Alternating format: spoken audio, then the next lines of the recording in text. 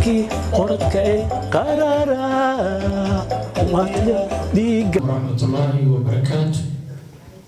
dadka Soomaaliyeed iyo dadka kale martida ah dhammaantood waxaan jecelahay inaan u soo gudbiyo salaan kaliya laab ah oo ka timid guud ahaan ummadda Soomaalida ee degan waddanka Holland salaan kadib waxaan jecelahay inaan si gaar ah oo xusid mudan ugu mahadceliyo jaaliyadda Nijmegen gaar ahaan ururka Spain oo runtii hawshaan quruxda badan maanta soo abaabulay isku soo dabariday wax badanna u qabta ummadda Soomaaliyeed ee degan magaalada Nijmegen waxaan jecelahay inaan aad iyo aad runtii u mahadceliyo hawshaas weyn ee qabtaan oo tan maanta ay Cabdi Nageye guusha uu gaaray kusoo bandhigeen ay ka mid tahay aad iyo aad u mahadsantihiin dadaalkaasna waxaan rajaynaynaa inaad meesha aad ka sii wadaan intaa kadib waxaan jecelahay in walaalkeen Cabdi Nageye runtii aan ugu mahadceliyo oo aan ku ammaano guusha weyn ee u soo hooyay boqortooyada waddanka Holland iyo guud ahaan dadka Soomaalida ah dadaalkii runtii muddada dheer uu ku soo jiray oo ku soo dhamaaday kulankii uga qayb galay waddanka Japan kana soo hooyay guul weyn oo dhammaanteen annagoo dhan aan ku wada faraxsanahay Cabdi aad iyo aad ayaad u mahadsan tahay يعني وانا runtii farxad weyn ayay noo tahay waxaadna tusaale u tahay dhalinyarada Soomaaliyeed iyo dhalinyarada kale ee Hollandeeska ah in haddii ay dadaalaan guusha guulamida ay gaari karaan muxuu ahay in uu magaalada Nijmegen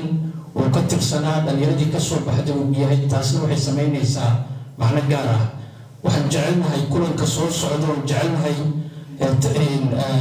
inuu ka dhici doono ama tartanka soo socda Faransiiska soo sida ma Cabdi Paris waa loo dhowdahay inaan ka wada qayb geli doono insha Allah waan kula joogno marka aad iyo aad u mahadsantahay waxaa sharaf u arkaa runtii in Nijmegen ay macquul nooga dhigtay dhalinyarada Nijmegen in aan maanta kasoo qayb galno xafladan maasha Allah weliba Maxamed Amiin aad iyo aad u mahadsantahay ururkaaga wax qabadka fiican uu sameeyay oo maasha Allah dhalinyarada Soomaaliyeed uu muujiyay ilaahay ajri xasanaadka ka siiyo jazakallahu khayr mahadsantiin السلام عليكم walaalayaal ku mahadsantihiin inaa kan igu soo xasuunteen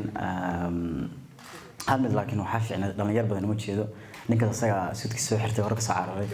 dhalinyar diyaha waxa uu sheegay marka ya oo waxa laga fiican yahay مثال fiican wax ku qaadan kartiin deeta oo wiilkiisa ag fadhiyo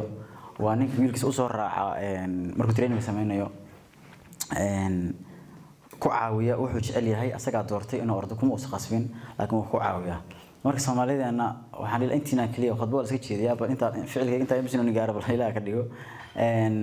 in almiina ku caawisiin sportiga waa muhiim ay nooc ha noqdo aniga wuxuu jecel yahay bal inuu dad iskoolka soo laabto muxuu qabanayaa ay afartii kala iskoolka yimid shantii kala iskoolka yimid bas computer ku shidana marka YouTube wada yaqaanaan waalidka dhinaca ka fiirsadaan xanta iyo politika iyo dad isheesta ilmiina dhinaca ka fiirsanayaan Nicki Minaj iyo balaayo dhan so meesha waxa jira waxna nothing waa khasaaro inta saacado inuu iskoolka markuu yimaado from 5 o'clock ila 10 inta laga gaarayo badan waqti khasaaraha hadii la fiiriyo familada Soomaalida intaas kaliya wax ka qabtaan dhilaa intaas kaliya waxa ka qabto ilmaha meesha raata dabaal baaskiil tennis orod naami khidad badan dhahayeen hana la caawiyo wax karna dawladda alla saka way jiraan video waxa la taayarkana marka la soo saarno lama baahna uu jira taayarka dukaanka tagay taayarka soo gadanaysa atletic baana jirta door fiican leh tababaro iyo tayo joogo gacmo fiican kugu soo dhaweynaya ya isticmaal way jiraan wixii lama baahna inaad hadii guri lagu siiyay oo ciyaarta lagu qorado everything way jirtaa wax kasta sida hebel laba orod aad weyn oo qof kasta oo Nijmegen yaqaano Soomaaliku markii ka qayb galaysa adoo ma faraxaysta Cabdi Bilaa Cabdi dad badan soo arkay orday xataa dabaal la garay iyo tennis midaal ma haysid laakiin waxa haysta Cabdi Bilaa haysta ma faraxaysta wiilkaada haddaa 7 hills waxaa jira ordaha yarka loogu talagalay ilmaha yarka 1 kilomitir loogu talagalay 4 jir kuwa jira kuwa sayfevel waxaa jira sayf kilomitir 7 kilomitir loogu talagalay dhalinyarta 15 ana horta waxaan ku bilaabay anoo jira 18 jir oo xilli la dhigi karo waa daahday ah laakiin halkan waxay keenay dadaal aad u adag waan sidii ka dhalinyar badan kama soo bixi karaan dadaalka aan ku jiray wada dhalinyar badan markaan isla hadlaynay oo Itoobiya joogto isla tabar jirnay ninkaas wax soo xasuustay wala nii waagiisaas samay jirtay yaa meel uu ka gaaris wala isku ogaay macna extra dadaalkaas keenay laakiin halkan struggle kaas aad u badan looma baahnaba because wixii dhamaa way ku riyaalaanba marka dhalinyartiina ku caawiyay sportiga ani markaan Apple doon deganaa jiray 2010 dhalinyar badan oo cadaan ah isla orjirnay Soomaalidu is arkeenba dhalinyar cadaan ka hodhan ayagoo sport adag ku jiro ciyaaraha Yurub ka qayb galinay yar ka under 20 under 20 under 30 ka qayb galayno ayaga dhanka ugu yar haabiyo dhiganay maxaa keenay orodkii ku barayaba discipline ku barayaba marka soo cunuga orodkii boqolkiiba orod ku jira Mareykan tababar u tagayno iyo Afrika tagayno adduunka ka qayb galayno ayaa ayaga dhan haabiyo nifo dhiganayeen way isku labadaba isku waa ayagoo high niveau oo sponsor la yahay ma ahan ayagoo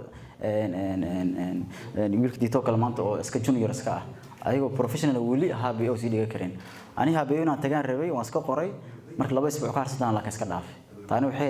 inaan dhahay niyaho rag dhagaha iga tun waa Kenyan Ethiopian raga sababtoo oo gaari canjarada la soo cuno waraaqahan ay dambeeyaan laakiin inaan tagaan waan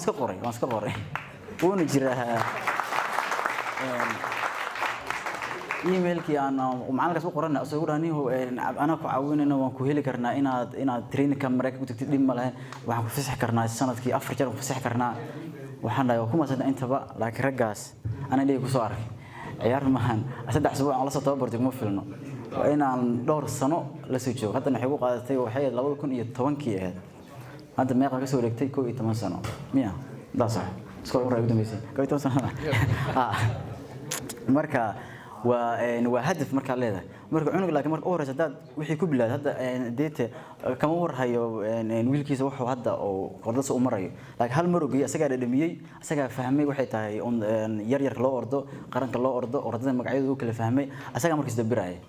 laakiin cunuga ina marka u bilaadid baaskiil la soo qaadid gaari ku keentid tababar ku raac jarmalka u raaca oo geeya Soomaaliya markiis marka dhalinyarta den saac suteen ahayd la ayaan inspiration sameeyay adiga caloosha inta la eegda maxaa ka faa'iideysi nothing caafimaad kale orda marka waa ku maasantihiin hope waxaan dhilahay isticmaala hadda wadanka imaado ila socda dhalinyarta soo aruuriya ani inspiration waxa ka qaaday marka orodka bilaabay cadaanka markaas orday laakiin markaan arkay Soomaali ordi kale oo kamid yahay wiil la Cabdi Cabdiraxmaan waa rekoorka Mareykanka ku haysta 5 Olympic ay damarayay asagna xasuustaan inaan arkay marka Soomaaliga markaad aragtid tan waa wax sax hadda waxa leeyahay anigu wiilkaas cadaanka waa ku farxsan inspiration ku sameeyay laakiin kan cadaanka oo indiis oo markuu arkay ayuu si aamin inuu kari karo laakiin markaan Soomaali arkay ayaana si aamin inaan kari karo Kenyaanka Ethiopianka oo asleena waxaan maxay soo cunay laqaba karin aan aamin iska dhici karo ayagana oo markaas ka bacdan u tababarto marka waxaan dhilahay dhalinyarta saas marka ordada ka qayb galo kala la socda hadda waxaan maqlay in dhahay buug goor maqlay buug 2 sano socdo waa qof kasta oo taqaano marka dadka wareysiin Soomaalidiina kii waxa markuu heer gaaro isticmaala la hadla Amsterdam waxa jiray wiilal daily paper la dhaho oo modelka kale heer sare ka gaaray dad Umar Muuni oo Den Haag jooga marka arkaba laakiin Soomaalidu ma isticmaalaan cadaanka saddex galan cadaanka la shaqeysanayaan Soomaalidu lama soo doonanaysa laakiin wiilka Soomaaliga ugu farxi lahay markuu arko wiil oo asagoo qaxootiba soo galay oo maanta daily paper kamid daily paper inta laga haysta Umar Muuni Olaf yarka la dhaho oo hatta halkan kuma dhalan hatta ayaguna annagoo kale waa generation-kayga waxa weeyaan 92 marka waxaan dhilahay please dhalinyarta hadda adinku aad